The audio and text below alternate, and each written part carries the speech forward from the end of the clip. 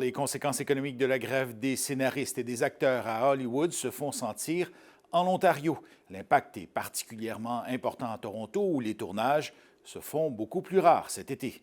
Andréane Williams. On la surnomme Hollywood du Nord. Toronto, avec ses gratte-ciels et ses maisons victoriennes, attire chaque année des centaines de productions hollywoodiennes.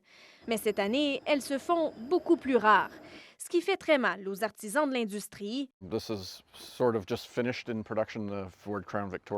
Comme ce Torontois qui loue entre autres ses taxis new-yorkais et ses autos de police aux plus grandes productions canadiennes et américaines. Normalement, durant l'été, notre stationnement n'est pas aussi plein, explique-t-il. Depuis le début de la grève des scénaristes, il y a 2 mois, les productions lui ont ramené tous ses véhicules. Il a perdu 80 de ses contrats. Si la grève se poursuit pendant des mois, dit-il, nos frais fixes vont nous rattraper et malheureusement, nous ne recevrons pas d'aide financière, comme ça a été le cas pendant la pandémie. L'année dernière, les productions télévisuelles et cinématographiques ont généré quelques 3 milliards de dollars et employé près de 46 000 personnes en Ontario.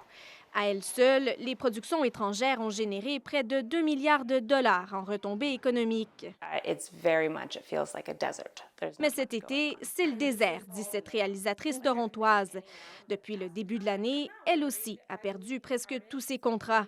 Pour l'instant, elle arrive à joindre les deux bouts, mais elle s'inquiète pour certains de ses collègues. Les gens ne se rendent pas compte du nombre de personnes impliquées dans les tournages, dit-elle, comme ceux qui louent les lieux de tournage, les antiquaires qui fournissent les accessoires, les traiteurs et les livreurs. Ce directeur de distribution de rôles à Toronto s'inquiète pour sa part de devoir remercier certains de ses employés. Il a perdu 70 de ses contrats. Entre-temps, Peter Collingford, lui, reste confiant. Son entreprise a déjà survécu à d'autres coups durs et cette grève, aussi inconvéniente soit-elle, est nécessaire pour protéger les artisans de l'industrie, dit-il.